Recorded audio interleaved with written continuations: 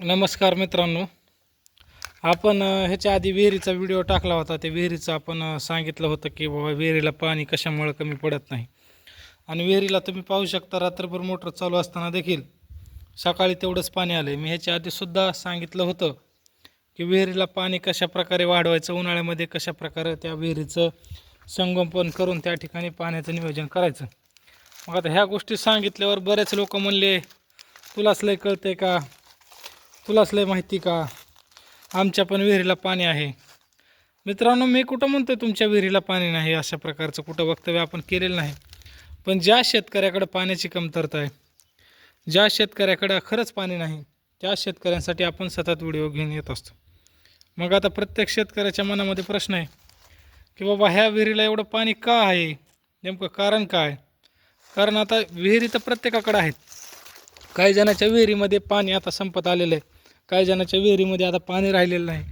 अशा प्रकारची भयावह अवस्था त्या ठिकाणी झालेली आहे. मग ह्याच विहिरीला एवढं मोठं पाणी कशामुळे आहे, मग तू दाखवतो ते सत्य कशा नाही. मित्रांनो, तुम्ही पाहू शकता, मी परवाच्या दिवशी तुम्हाला व्हिडिओ दाखवला होता, त्याच्यामध्ये ऊस भिजवायला चालू होता.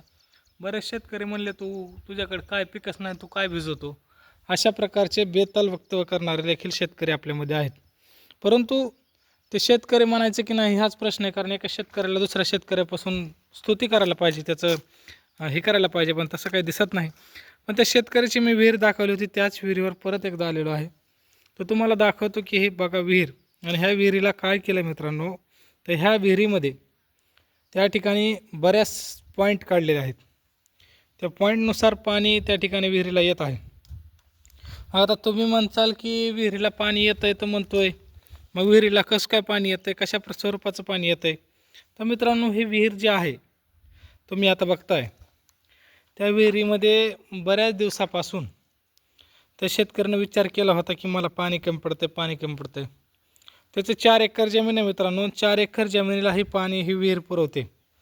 मग आता ही मोटर दिसते तुम्हाला, मोटरचं पाईप तिकडे लावलेला आहे, तो थेट ऊसामध्ये जोडलेला आहे.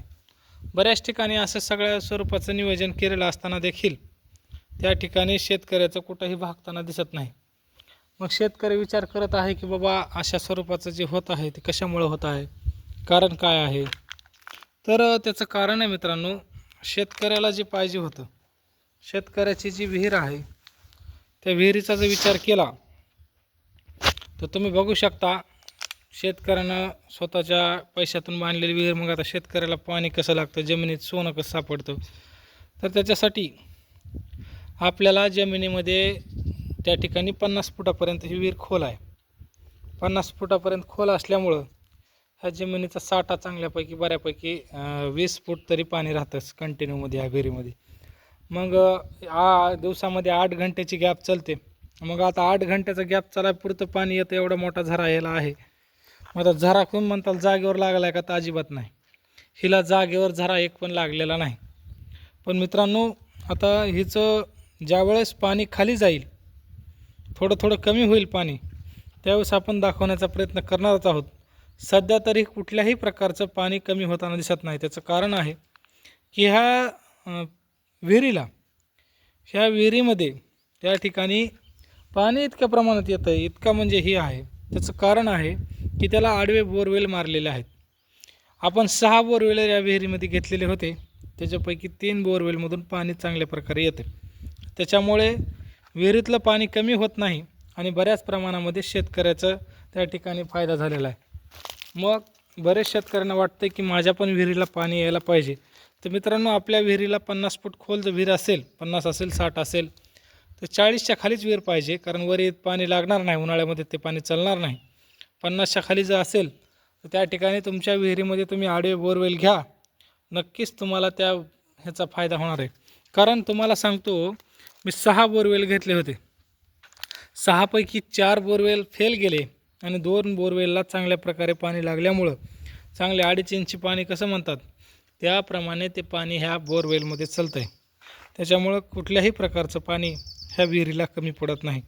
मग तुमच्या पण विहिरीला पाणी पाहिजे का? तुमच्या विहिरीला पाणी जर कमी होत असेल तर मला कमेंटद्वारे कळवा. तो पानाडीसुद्धा आपल्याकडे आहे की तो आडव्या बोरवेलचं पाणी त्या ठिकाणी सांगेल किंवा इथूनच तुम्हाला ह्या विहिरीला पॉईंट पाडा, तिथं पॉईंट पाडा, त्यानंतर तिथून तुम्हाला त्या ठिकाणी वाहिन्या मिळतील अशा प्रकारचा बघणारा माणूस देखील आपल्याकडे उपलब्ध आहे. त्यानंच आपल्या विहिरीचा पॉईंट बघितला होता. त्याच्यामुळे प्रत्येकाने आता उन्हाळ्यामधलं नियोजन केलं पाहिजे आणि त्या प्रकारे चाललं पाहिजे. धन्यवाद.